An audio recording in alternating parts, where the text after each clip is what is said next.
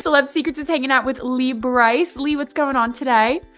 Man, we just got off of fall break. Our kids had fall break this past week. Now I'm here in the studio and I'm on the farm and gonna get ready and get back to work. Yeah, I know. I see your guitar is in hand. You are just all ready to go. Oh yeah, I'm waiting on you, so I'm like writing a song. Yeah.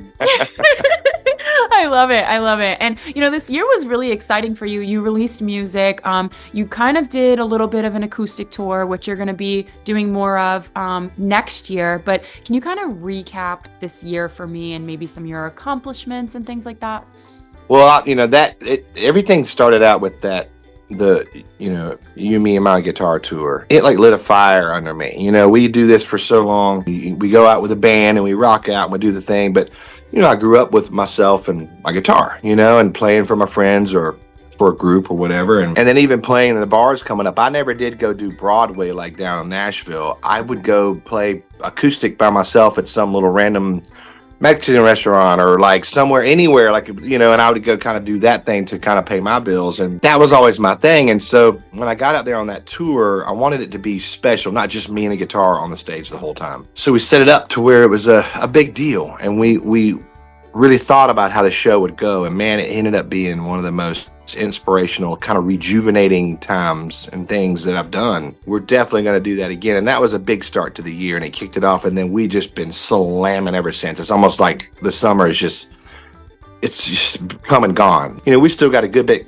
to go here in the next month or so, and then we'll hopefully try to slow down a little bit and get some family time. Making this record is all I've been doing all year, that and the road. And now we're almost done with the record. It'll be out, middle of next year or early, maybe late spring.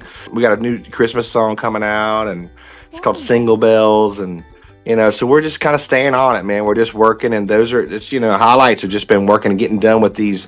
I'm making some other records too, I got to produce my hero Edwin McCain, and so we got done with his record, and we're trying to figure out exactly what we're going to do with it, but it's amazing. And my brother Lewis, and making his music, so kind of got caught up on all that. So now I'm kind of getting that fall itch to like write songs and get back into it because I've been so busy making records. Right. And what's kind of inspiring this material that you are writing now? The summer gets so hot and so going so much. It's kind of hard to do more than one or two things at a time.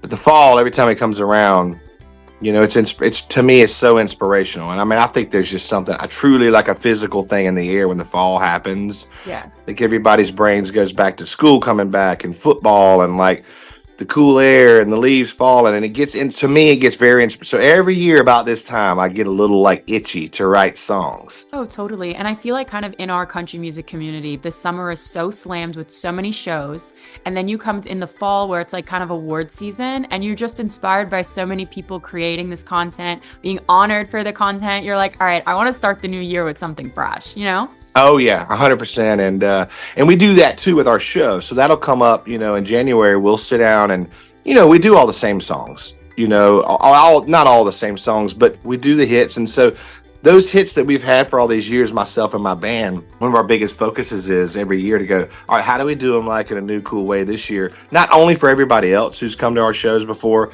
but for us, for us to like get out there and enjoy and not let those kind of songs just get to where we're just playing them, because we've been playing it for 10 years, 15 years. And so we make it a point to kind of make it brand new every year. And it's so funny that you say that because I was at Windy City Smokeout in Chicago. So I did get to see you live. It was such a good day. Like the sun was out. Everyone was singing along to the songs. That was fun. Yeah. When we got out there doing a blues song with Belushi, It was awesome. Yeah. And it's so crazy because the first time that I've seen you live, I don't know if you remember this, but this was in Turks and Caicos back in 2016. Yeah. When you guys did the acoustic on the beach. So I've seen you both stripped down acoustic songs and the live show recently. So I love that you're bringing this back. Well, I appreciate it. Yeah. And like, so me and my guitar tour, it's 2 hours of just me going through my whole life.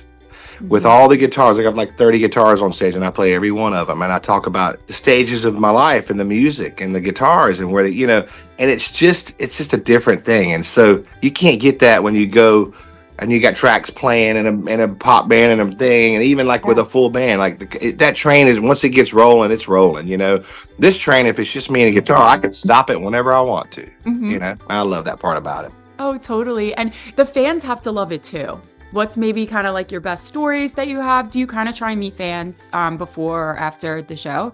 Yeah, well, what's funny about this kind of acoustic tour is that I find myself having conversations with people in the crowd during the show. I might hear somebody over here talking, like, okay, and then like we converse right there in front of everybody, for however long, whatever, where it's happening. Like, so every show is different. There will not be one that's remotely the same. It's exciting it's also scary to kind of get up there every night and not know exactly what's going to happen, but that's where I converse with them. I mean, we literally have conversations during the show. It's pretty fun. That's so cool. And I know you said earlier you guys try and put a twist on things so it's not repetitive if, someone's going to see you multiple times. But what do you think it is that keeps you guys just so fresh that you can be doing this for 17 years? Well, that's a personality thing. We, from the very beginning, my first rule was, treat people well, like turn the other cheek, even if there's something's not going right. Not only especially with everybody else that doesn't know us, but even within our own group. Okay. And your job, you might flub a note or do this or that. We'll work through that stuff, but don't ever be an, you know what I mean? Like, you just, like, that's not tolerated. And so we've grown together, and like we were all kids kind of coming up, and then now we all have wives and kids. And so like we've kind of gotten to a point to where we've been together so long.